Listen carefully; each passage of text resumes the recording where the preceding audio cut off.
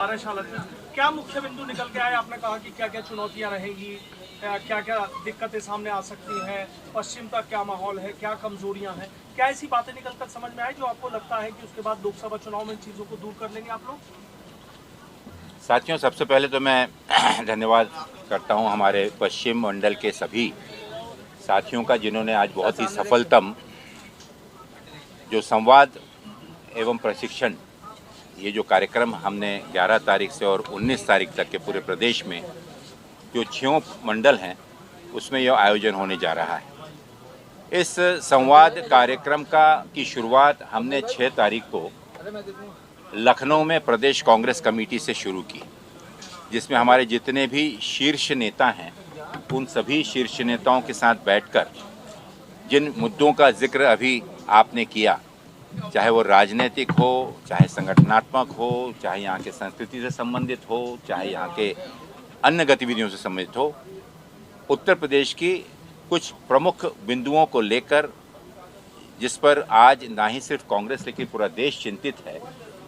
जिसमें प्रमुख रूप से देश के संविधान में जो कमजोरी लाई जा रही है, देश के संविधान को जो कमज़ोर किया जा रहा है, साथ ही साथ जो लोकतंत्र पर विश्वास करते हुए लोग चुनी हुई सरकारों से जो अपेक्षा करते हैं, इन सभी चीज़ों से निराश होकर आज पूरे समाज की, देश की जो परिस्थिति हो रही है उससे उभरने के लिए कांग्रेस की जो नैतिक जिम्मेदारी है उससे एक विपक्ष की भूमिका निभाते हुए और हम लोगों के सामने इन कमजोरियों को सामने रखें और साथ ही साथ आने वाले दिनों में एक ऐसी योजना उनके सामने रखें जिससे उन्हें विश्वास हो आगे की आने वाली सरकार के बारे में। संविधान और इसके साथ साथ संगठन की जो आज जिस स्थिति में पिछले दिनों माननीय प्रियंका गांधी जी के नेतृत्व में इस जो अथक प्रयास उन्होंने किया, निश्चित रूप से उत्तर प्रदेश के कार्यकर्ताओं में एक उत्साह का संचार काफ़ी हद तक सफलतापूर्वक उन्होंने किया और कुछ योजनाएं संगठन को लेकर और कुछ राजनीतिक योजनाओं को लेकर जो शुरुआत उन्होंने की थी उसको आगे बढ़ाने के लिए कैसे हम संगठन को मजबूत करते करते उन कार्यक्रमों को पूरा कर सकते हैं, इन सभी विचारों को लेकर ये संवाद और प्रशिक्षण कार्यशाला इसका आयोजन किया जा रहा है। इसका प्रमुख उद्देश्य सबसे पहले है कि संगठन के सशक्तिकरण हेतु संगठन की पूर्णता, ये इसका सबसे पहला उद्देश्य है, जो आज हमने सफलतापूर्वक वो संदेश देने में हम कामयाब हुए। दूसरा जो सबसे महत्वपूर्ण इस कार्यशाला का और संवाद का उद्देश्य है कि हमारे मंडल में या प्रदेश में निराश होकर जो कार्यकर्ता आज घरों में बैठा है या जो नेता जिन्होंने अपने अनुभव से इस देश को, प्रदेश को काफ़ी कुछ दिया है, लेकिन आज उन्हें दरकिनार कर और यहाँ की राजनीति के नए आयाम को, लोकतंत्र की और जो सेक्युलर राजनीति को एक धर्म और भाषा के उन्माद में फैलाने का जो कोशिश कर रहे हैं उससे दुखी हैं, या हमारा वो युवा रोजगार, बेरोजगार साथी जो कि जिसके सामने आज कोई उम्मीद, आशा नहीं दिख रही कि ऐसा कोई आर्थिक प्रावधान नहीं किया जा रहा है, ना ही कोई नए उद्योग लग रहे हैं, यहाँ तक कि छोटे दुकानदार, छोटे कारोबारी भी आज अपने आप को असहाय और बेरोजगार महसूस कर रहे हैं, जिनके घर में फाका पड़ रहा है, बैंक के कर्जे के तले उनकी प्रॉपर्टी, घर नीलाम हो रहे हैं। और साथ ही साथ जो सबसे महत्वपूर्ण है कि हमारी बहनों पर, महिलाओं पर होते हुए अत्याचार और प्रदेश की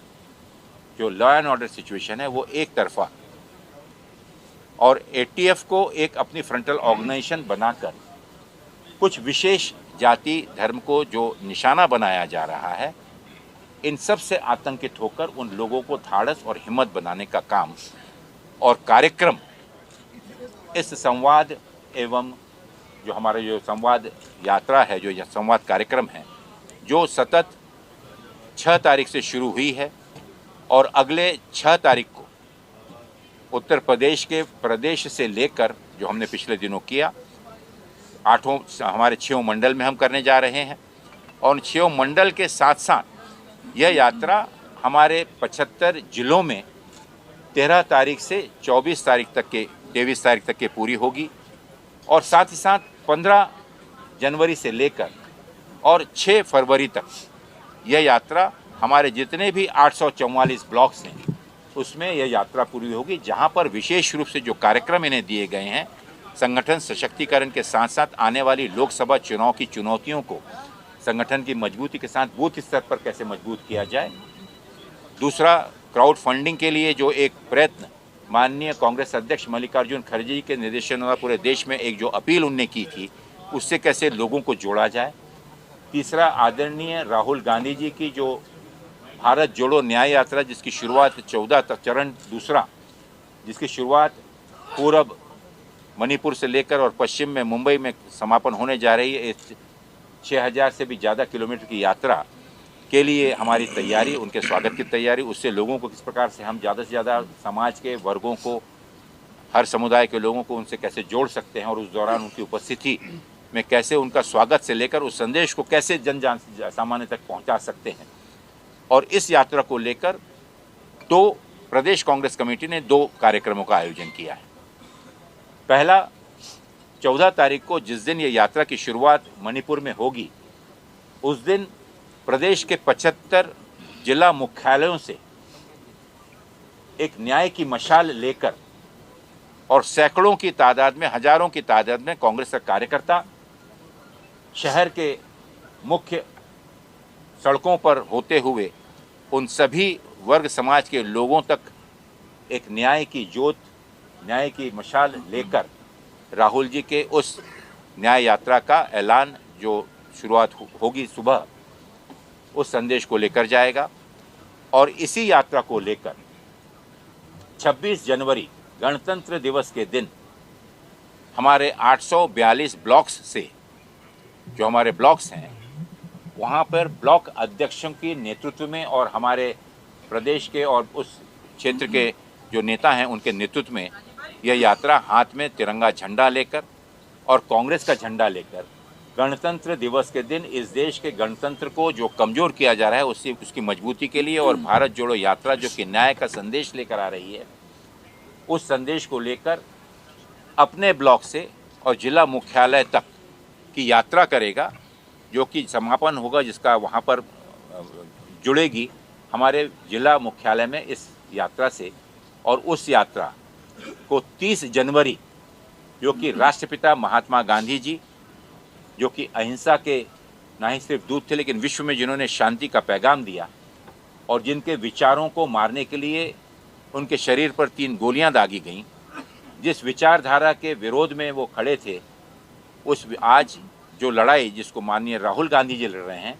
जिसे वो वैचारिक लड़ाई कहते हैं कि एक गांधी के विचार और एक गोडसे जी के विचार, तो इन विचारों की लड़ाई जो है, इन लड़ाई का एक सूचनात्मक तरीके से भारत जोड़ो न्याय यात्रा के संदेश को लेकर सभी ब्लॉक के प्रमुख नेताओं और अध्यक्षों के साथ ये यात्रा जिला मुख्यालय में गांधी जी के राम धुन के साथ इस संदेश को लेकर, भारत जोड़ो यात्रा के संदेश को लेकर पूरे शहर में ये घूमेगी, जिस यात्रा के तहत आमंत्रित भी किया जाएगा हमारे उन सभी कार्यकर्ताओं को जो कांग्रेस की विचारधारा से सहमत हैं या हर उस जातीय धर्म समुदाय और दल के लोगों को, छोटे छोटे जो NGOs हैं उनको, कि वे भी आएँ और यात्रा में शामिल हों 14 से 25 तक जब राहुल जी इस प्रदेश में रहेंगे। ये कुछ 3 प्रमुख बिंदु हैं, संगठन का सशक्तिकरण, यात्रा और हमारा फंड रेजिंग के लिए जो अपील किया हुआ है उसके लिए। आपके प्रश्न एक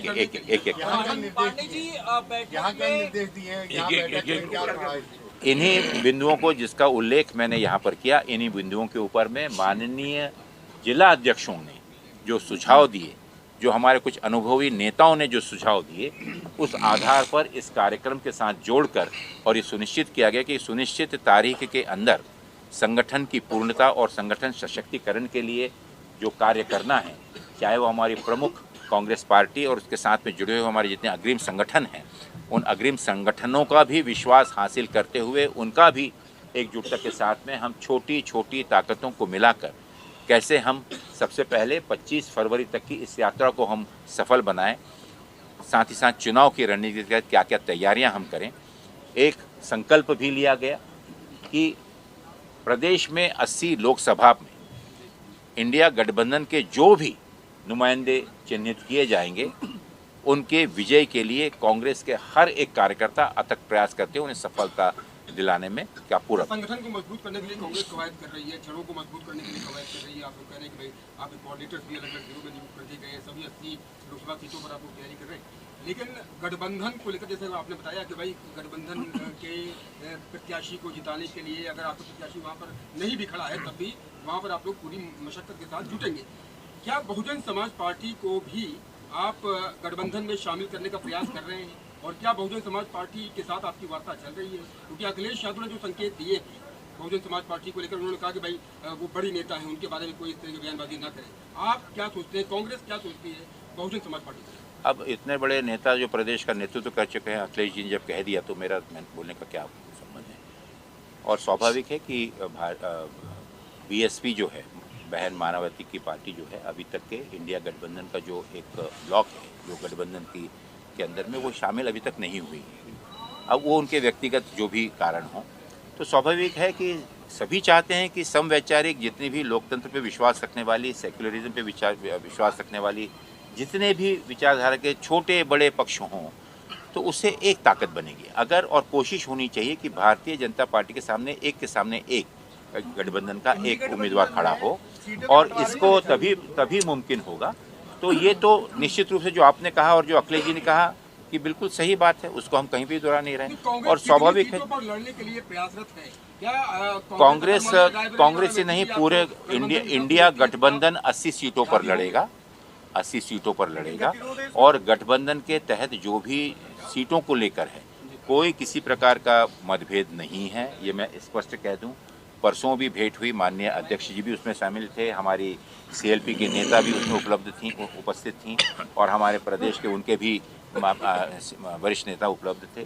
देखिए, ये गठबंधन के तहत हर लोकसभा क्षेत्र में जीतने वाले उम्मीदवार के साथ साथ संगठन की स्थिति, वहाँ की राजनीतिक और वहाँ की जो जातीय परिस्थितियाँ हैं, उन सब लोगों का अध्ययन अलग से कर रहे हैं तीनों दल के लोग, और उसमें हर सीट निहाय निर्णय लिया जाएगा। तो स्वाभाविक है कि इसमें कुछ निर्णय जो हैं वो हमारे मजबूत उम्मीदवार जहाँ पर हैं, मजबूत चेहरे हैं, वो होगा। जहाँ पे कहीं मजबूत संगठन हमारा है, उस आधार पर होगा, हमारे नहीं। और इसमें कोई यहाँ समाजवादी पार्टी में या हम में संख्या का कहीं पे किसी का ना जोर है, ना कोई किसी की अड़चन है। और जो प्रक्रिया शुरू है उसके चलते हुए 12 तारीख को पुनः एक बार बैठक होने जा रही है। इसी जो होमवर्क जो भी निर्णय लिया गया उसको आगे इस प्रकार से चर्चा चलेगी। लेकिन कोशिश ये है कि सब मिलकर, समाजवादी, कांग्रेस और हमारे अन्य भी मित्र दल जो हैं, जो यहाँ जुड़े हुए हैं, क्योंकि एक कोशिश ये भी चालू है कि जो बचे हुए दल हैं उनको भी हम, अगर कोई हैं तो साथ में उनको भी लें, भले ही छोटे समुदाय हो, जरूरी नहीं कि हम उनको टिकट ही दें, लेकिन वो भी एक प्रयत्न चालू है, उनके भी मत सुने जा रहे हैं। तो ये प्रक्रिया शुरू है। तो अभी कोई भी बयान देना सिर्फ इतना ही होगा कि गठबंधन के तहत पूर्ण विश्वास के साथ में आपसी सामंजस्य से उम्मीदवार तय करे जाएंगे। वो उम्मीदवार किस पक्ष का है, निश्चित रूप से हर पक्ष चाहेगा कि उसे ज़्यादा उम्मीदवारी मिले, लेकिन ऑब्जेक्टिव ये होगा कि कौन भारतीय जनता पार्टी को सशक्त रूप से मजबूती से मुकाबला कर सकता है। इसमें मेरा यही सवाल है जिसी में है कि समाजवादी पार्टी के द्वारा ये कहा गया है कि कांग्रेस को 2 सीटें दी जाएंगी। बहुत नेताओं ने ये बात कही, मैं भी रिपोर्टिंग करता हूँ, उन्होंने कहा कि अमेठी और रायबरेली के अलावा शायद ही कोई कांग्रेस को सीट मिले। आप कह रहे हैं कि सीटों की उसको जोर नहीं दिया जाएगा। क्या 2 सीट पर लड़ने के लिए तैयार है कांग्रेस? प्रभु, अगर आपके पास में 2 सीटों की जानकारी तो उस पर मैं कमेंट क्या करूँ, क्योंकि आपने जहाँ पे, आपको तो डायरेक्टली मुझे तो मालूम नहीं, कि मैं तो उस प्रक्रिया में हूँ, एक मैं प्रक्रिया में हूँ, मुझे इसकी तो जानकारी नहीं है। लेकिन आपको अगर डायरेक्टली जो मैं उत्तर दे दूं, जिसने भी कही हो आप उनसे जाके पूछ लें, क्योंकि अगर वो सीट बांट रहे हैं तो गठबंधन के 80 उम्मीदवारों पर कांग्रेस मदद करेगी। कोई भी संख्या पर अभी तक एक शब्द भी चर्चा नहीं है। सम्मानजनक तरीके से हर दल उसमें कार्य करेगा। किसी को अधिकार नहीं है कि किसी प्रकार से इसके हटकर बयानबाजी करे। और आपके प्रश्न जिसने अगर आपने पूछा हुआ है तो उसी से उसका उत्तर पूछ बताएं। बड़े भाई, मैंने कहा कि संख्या बल 80 है, 80 में जितनी भी संख्या आएगी उन संख्या के निर्णय जब होगा तभी तो मैं बता पाऊंगा। एक सवाल एक निर्देश दिया गया है 2018 में राजस्थान में बहुत शानदार परफॉर्मेंस देकर आए हैं, सरकार बन रही है। बहुत बहुत धन्यवाद, आपने कम से कम ये मुझे अर्जी करना चाहता हूँ, कार्यकर्ताओं ने लड़ा, मैं तो सर, सिर्फ जब पूरा देश और पूरा विश्व इस समय श्री राम जी के मंदिर के जो प्रतिष्ठा समारोह है उसका उल्लास मना रहा है, ऐसे समय में आपकी अध्यक्षा कह रहे हैं कि हम वहाँ नहीं जा रहे और बहुत सम्मान के साथ मना कर दिया। लेकिन राहुल गांधी इस बार से पिछली बार के इलेक्शन में गुजरात में जनेऊ पहन के घूम रहे थे, फायदा भी हुआ, बीजेपी को आप 99 पर लेकर आ गए। लेकिन अब क्या हुआ कि सोनिया जी और खड़गे साहब, चूंकि कांग्रेस के आप हैं, प्रभारी आपसे पूछी जाएगी, तो वो क्या वजह रही जब पूरा देश या देश के बाहर भी लोग उस वाले प्रोग्राम को सेलिब्रेट करने की कोशिश कर रहे हैं और आप उससे पीछे चल रहे हैं? देखिए, मैं एक बहुत स्पष्ट कर दूं, कृपा करके उस चीज़ का के भागीदार आप लोग भी ना बने कि जिस चीज़ को एक जो प्रयत्न किया जा रहा है। देखिए, धर्म और आस्था हर एक का व्यक्तिगत मामला है, ठीक, और उसका मैं पूर्ण सम्मान करता हूँ। आदरणीय खड़गे जी या आदरणीय सोनिया जी ये हमारे सर्वोच्च नेता हैं, उनके निर्णय पे मेरा कोई प्रश्न होने का तो सवाल ही नहीं उठता। और ऊपर से ये उनका निजी निर्णय है, ना ही कांग्रेस के पक्ष में। और कांग्रेस वर्किंग कमेटी के बैठक में बहुत स्पष्ट तरीके से माननीय कांग्रेस अध्यक्ष ने ये चीज़ कही कि ना हम किसी को रोकेंगे और ना किसी कहेंगे कि आप जाओ, क्योंकि आस्था ये हर एक का व्यक्तिगत मामला है और उसका हम पूरा सम्मान करते हैं। तो मैं भी उनकी जो व्यक्तिगत भावना है, ये कोई कांग्रेस पार्टी को दिया हुआ नेता नहीं है। लेकिन एक चीज़ मैं ज़रूर कहना चाहूँगा कि देखिए, राम मंदिर आज तो नहीं है, वो तो सदियों से और सैकड़ों सालों से वहाँ उपस्थित है। मैं या अध्यक्ष जी यहाँ बैठे हुए एक व्यक्ति भी बोले कि प्रभु राम के प्रति उसकी श्रद्धा, हर एक के दिल में बसे हुए हैं प्रभु राम, किसी भी मज़हब का हो, वह भी मजहबी व्यक्ति भी प्रभु राम के प्रति उनके चरणों में वंदन करते हुए अपने हर एक सांस में हे राम कहता है। अगर इसको, धर्म को और मेरी आस्था को अगर कोई एक राजनीतिक इवेंट के साथ, जो कि इस देश को, समाज को धर्म और उन्माद, एक धार्मिक उन्माद फैलाने का खुला प्रयत्न कर रहा है, क्या आप चाहते हैं कि उनके जैसा जिम्मेदार व्यक्ति या मेरे जैसा व्यक्ति भी उस चीज़ के लिए, ये तो व्यक्तिगत निमंत्रण किस चीज़ का भाई, कोर्ट के आधार पर मंदिर बना, हमने उसका स्वागत किया, आज भी करते हैं। नतमस्तक आज तक मैं 10 बार मस्तक टेक के आया, मैं फिर 15 तारीख को जा रहा हूँ, मैं जा रहा हूँ, अध्यक्ष जी हमारे जो साथ में आना चाह रहे हैं वो जा रहे हैं। वो इसलिए नहीं कि वहाँ पर, हाँ, वहाँ पर एक नया वास्तु बन रहा है, एक और सम्मानजनक तरीके से उस आस्था के प्रति लोगों को बताने के लिए कर रहा है, जिसमें जन सामान्य ने, हर एक ने उसमें चंदा दिया है, हर एक ने अपना योगदान दिया है अपनी भावना के तहत। और कई लोगों ने तो जातीय धर्म उससे उठकर भी उसमें योगदान दिया हुआ है। तो भैया कृपा करके उसे अपना झामा पहनाकर उसमें राजनीति ना लाइए, उसको पॉलिटिसाइज मत करिए, उस इवेंट को कृपा करके इस देश की जनता को बख्शिए। और आपसे भी मेरा निवेदन है कि इस मिशन में आप एक सहयोगी के रूप में सकारात्मक भूमिका दीजिए, हम सब उसका स्वागत करते हैं। उनने निमंत्रण दिया, उसका भी हम धन्यवाद करते हैं, लेकिन ये व्यक्तिगत निर्णय है, उसको राजनीतिक रूप से जोड़ने से उसका कोशिश मत करिए, क्योंकि इस देश में पहले ही धर्म के नाम पर, आस्था के नाम पर इस देश जो है ये कभी भी नहीं बदल। कई लोगों ने कोशिश की, ये धर्म सब लोगों के मिल का एक बहुत अच्छा बगीचा है, इसमें, इस बगीचे में हर धर्म जाति के फूल खिले हुए हैं। इस गुलशन को उजाड़ने का प्रयत्न पिछले दिनों भी किया गया, लेकिन नहीं हो पाया। आज फिर राजनीतिक फ़ायदे के लिए इसका उपयोग किया जा रहा है, और स्पष्ट तरीके से मैं कहूं कि इसमें हम किसी तरह से भी सहभागी इस योजना।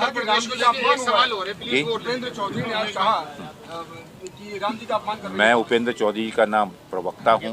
और ना ही नाम मैंने सुना भी नहीं, मैंने सुना भी नहीं। प्रदेश में 80 सीटें जी, आपके 7 पे 15 पे आप नंबर नहीं बताएंगे, स्थिति नहीं है, बिल्कुल मान लीजिए। लेकिन मान लीजिए 7 की जगह 15 की बात आ रही है या 20 की बात आ रही है, बाकी जो रेस्ट ऑफ सीट है, 60 सीटें 50 सीटें जो भी बचती हैं, बहुजन समाज पार्टी के अलावा आप ही का वोट ऐसा है जिसको परंपरागत वोट कहा जाता है। ऐसी स्थिति में जब 60 जगह कांग्रेस का कैंडिडेट नहीं होगा तो वो आपका परंपरागत वोट 10,000, 50,000, 1 लाख, 1.5 लाख ऐसी स्थिति में फंस जाता है कि ना तो बसपा में जाना चाहता है और ना ही वो समाजवादी में जाना चाहता है। उस वर्ग के बारे में क्या ऐसा आपको नहीं करना चाहिए कि आप एक फ्रेंडली फाइट करें हर सीट पर? और अब वहाँ पर देखिए, जहाँ पर आप कमजोर हैं, वहाँ हल्के हो जाएं। मेरा और जहाँ आपका मजबूत बहुत हैं, अच्छा, वहाँ आपका बहुत ही सकारात्मक पॉजिटिव सुझाव आपका है। निश्चित रूप से इस सुझाव को मैं इंडिया गठबंधन और हमारे आला कमान के सामने में रखूँ। मैं 2017 में गलती हो चुकी है 300 सीटों पे जब कांग्रेस का नहीं, कैंडिडेट आपका ये सुझाव है, आपका सुझाव बहुत अच्छा है। उस सुझाव के ऊपर मैं इसलिए कमेंट, अंदर कांग्रेस कार्यकर्ताओं को सिर्फ एक चीज पे फोकस रखने के लिए कहा गया है कि वो अपने भाषणों में मंदिर, मस्जिद, धर्म का नाम ना ले। हमेशा से, आज नहीं। क्या ये निर्देश किस लिए दिए गए, क्या इसके पीछे वजह है? क्योंकि जो प्रश्न आप पूछ के जो यहाँ से चिंगारी फैलाना चाहते हैं उसमें हवा ना दें। बस जो आप प्रश्न पूछ रहे हैं, अब किस उद्देश्य से पूछ रहे हैं ये तो मुझे मालूम नहीं। आप सब अपने यहाँ पर बैठे देखिए, आप सभी साथी जो हैं उनका आपका है इसमें से न्यूज़ मिले और मेरा इसमें है कि भाई इसमें देश बचे। हमने तो ये पूछा अंदर निर्देश दिए जा रहे थे। निर्देश कोई इसके ऊपर में भाई आस्था का सवाल है। क्यों आपको जाना है तो जाइए, आपको नहीं जाना है मत जाइए। उस पे ऊपर में वक्तव्य क्यों करें? ठीक है, बहुत बहुत धन्यवाद आप लोगों का और सहयोग करिए। अब हमने ये संवाद शुरू किया है आपका